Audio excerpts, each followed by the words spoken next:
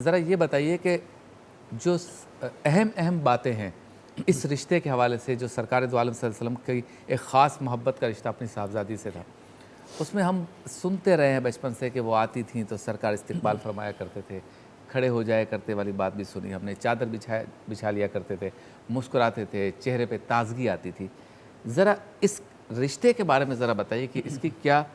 حکمت تھی، کیا بتانا مقصود تھا دنیا کو، یہ کہ بیٹیوں سے اس طرح کا رشتہ ہونا چاہیے، خواتین کی عزت بتانا مقصود تھا، کوئی اور بات تھی، کیا تھی اس کے پیچھے؟ دیکھیں، سیدہ کائنات رضی اللہ تعالی عنہا کو اللہ نے ایک خاص مقام عطا فرمایا،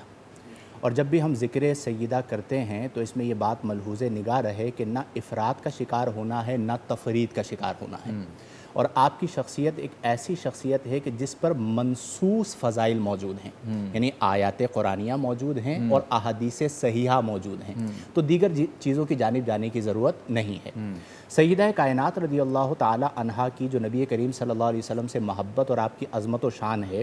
اس بارے میں ہمیں احادیث میں تو بہت کچھ ملتا ہے، اس کے علاوہ ہمارے جو محقق علماء ہیں، مثلا حضرت علامہ ابن عابدین شامی رحمہ اللہ، فتاوی شامی سے جو استفادہ کیا جاتا ہے فتویٰ لکھتے ہوئے، انہوں نے ایک بڑی خوبصورت بات رسائل شامی میں لکھی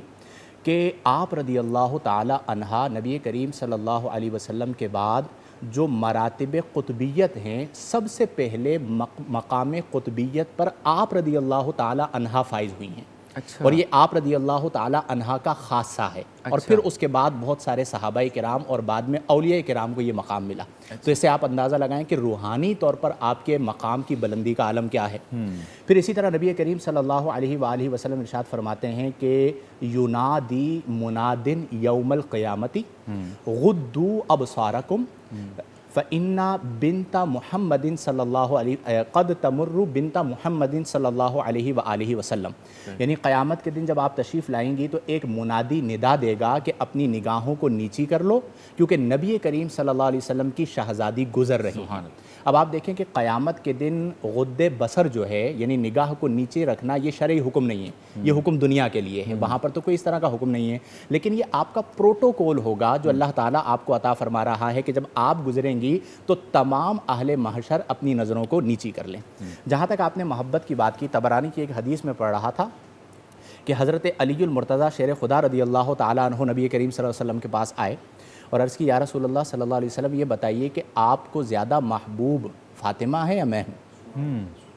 آپ کو زیادہ پیارا کون ہے، حضرت فاطمہ ہے یا میں آپ کو زیادہ پیارا ہوں؟ نبی کریم صلی اللہ علیہ وآلہ وسلم نے فرمایا کہ فاطمۃ احب الی منک وانت اعز الی منہا۔ یہ جوامع الکلم میں سے ہے کہ اتنا خوبصورت جواب دیا آپ نے، فرمایا کہ اے علی، فاطمہ مجھے تم سے زیادہ پیاری ہیں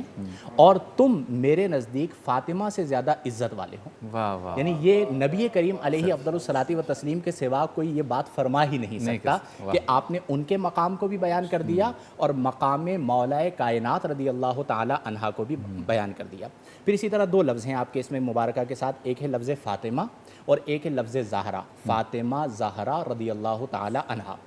لفظ فاطمہ یہ الہامی نام ہے، اور نبی کریم علیہ افضل الصلاۃ و تسلیم کو یہ نام اللہ کی طرف سے تحفتاً عطا کیا گیا کہ اللہ نے ان کا نام فاطمہ منتخب فرمایا ہے، اور اس کی وجہ نبی کریم علیہ افضل الصلاۃ و تسلیم نے خود بیان فرمائی کہ لِأَنَّ فَطَمَهَا وَذُرِّيَّتَهَا مِنَ النَّارِ، کیونکہ اللہ تبارک و تعالی نے حضرت فاطمہ اور آپ کی اولاد کو آگ سے محفوظ فرما دیا ہے۔ تو فاطمہ کا معنی ہی یہ ہے کہ آگ سے محفوظ اور آگ سے مامون۔ پھر اسی طرح زہرا جو ہے یہ کلی کو کہا جاتا ہے، اور کلی جو ہے وہ چھپی ہوئی ہوتی ہے، اس کے اوپر ایک جھلی ہوتی ہے۔ تو لفظ زہرا کی جو وجہ تسمیہ محققین نے لکھی وہ یہ لکھی کہ آپ رضی اللہ تعالی عنہا اس قدر اہتمام پردہ فرمایا کرتی تھیں کہ فرشتوں نے بھی آپ کو نہ دیکھا، چشم فلک نے بھی آپ کو گویا کہ نہ دیکھا، اور پوری زندگی اللہ تبارک و تعالیٰ کی رضا میں آپ نے اس طرح بسر فرمائی، تو اس لیے آپ کا نام ہو گیا فاطمہ زہرا۔